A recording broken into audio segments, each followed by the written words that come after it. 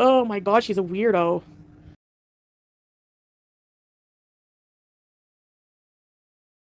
Hello, said I, fat cow. So, as per usual, Foodie has been talking a load of crap, and I'm here to point out everything that she has said that is quite flagrantly wrong. Firstly, a community post that Foodie posted recently stated blah blah blah, Sasa blah blah blah, not scam blah blah blah, if you didn't donate who cares blah blah blah, private school. Well, the fact of the matter is, I have proven, if you look at a previous video of mine, that Sasa cannot be in a private school. All private schools that are special need in Syria are for children in secondary school from the ages of 11 and up. Any child that is 11 and up and cannot afford a secondary school, a private one, will be integrated into the secondary school system if they are deemed capable enough. All other children, all other special needs children are integrated into a special section in kindergartens, and there are no fees. Sasa cannot be in a private school. She's not old enough, and she is not aware enough, for want of a better phrase, to be integrated into regular secondary schools, which are free anyway. There are no school fees required in any of the scenarios where Sasa is in school. Additionally, first time, Foodie said that they paid the school fees. Second time, they said that Salah had paid the school fees and the money raised would be paying Salah back. Now she's claiming that the money went directly to the parents. So where did the money go? Because it certainly didn't pay school fees, because there are no school fees for you to pay in this particular set of circumstances, Foodie. Where did the money go? Secondly, why, according to Foodie, we are not allowed to have an opinion about her current financial endeavours if we didn't actually donate? We are all entitled to an opinion, whether we are actively involved or not. If, by your logic, Foodie, you're not allowed to have an opinion unless you're actively involved, you have no right to talk about the two men who were shot in your village, city, currently, because it doesn't directly involve you. You had no right to talk about that Kirk bloke, because it doesn't directly involve you. You had no right to talk about somebody's deceased mother, because it doesn't directly involve you. By your logic, you are not allowed to talk about the things you talk about because they do not directly involve you. Using your logic, most of your content you're not allowed to have an opinion on because it doesn't directly involve you. Now let's talk about this GoFundMe that Pete set up on your behalf, that your bank account is linked to. That's not possible. While someone can set up a GoFundMe on your behalf, the only way that they can link your bank account to it is if they invite you to be a beneficiary. If you are invited to be a beneficiary and you accept the invitation and put your bank account on that GoFundMe, your name is the name that's listed on the account. The fact that James Lucas is listed as the owner of the GoFundMe, it also means, by the rules of GoFundMe, it's linked to his bank account, because the name on the GoFundMe has to be the same as the person linked on the bank account. So Foodie, you're talking out of your gargantuan, stinky, allegedly, arse. And what is a scam? Legally, as a scam, is deceptively acquiring money. Deceptively. Knowingly asking for money for a thing that you have no intention of doing. You're asking for money, in a way, to create content, better content, and everybody knows you're actually incapable of doing that. So yes, you are scamming, because you have no intention of creating better content, because that requires you actually going out and looking at stuff, not just eating and getting high. So yes, you are scamming. Now, this is my actual point. The other things were things that were said that kind of annoyed me somewhat.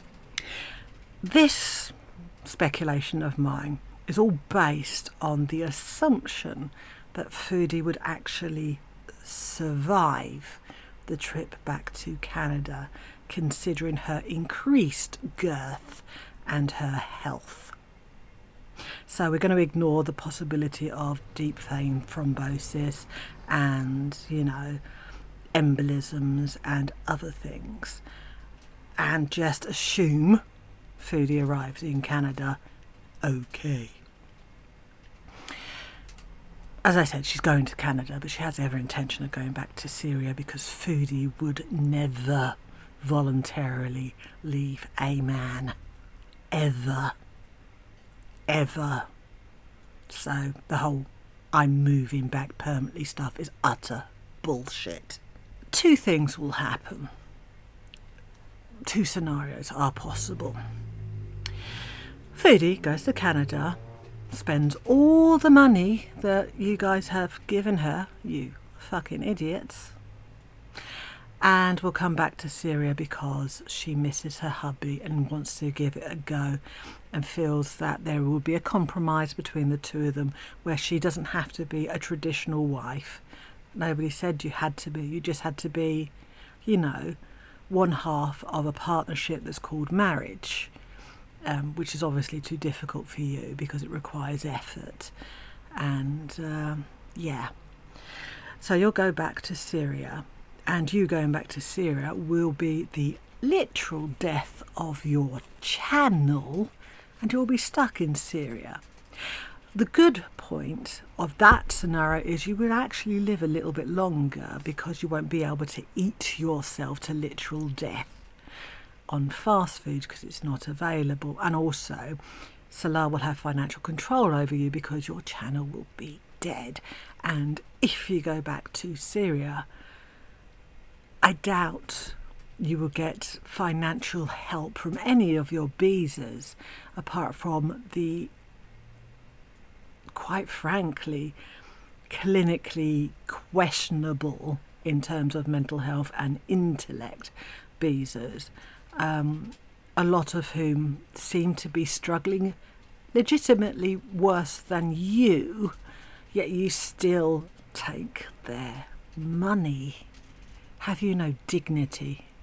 No, actually you don't have dignity. You're the woman who stepped over your phone son's knickers knowingly to flash your genitals at your stream. So no, you don't have dignity, do you? Now let's say the unlikely possibility that you do go back to Canada to stay, and it is unlikely. In fact, the only scenario that I can imagine you going back to Syria and stay is if in the 4 weeks you're there, you eat so much food and get so fucking high, you are physically unable to return because you've fucked up your health even worse. Let's say you go back to Canada and you spend all the money that you have stolen from your beezers under the pretense that this will make better content, because we know the only reason your content is so shitty is because of your internet. It's got nothing to do with anything else.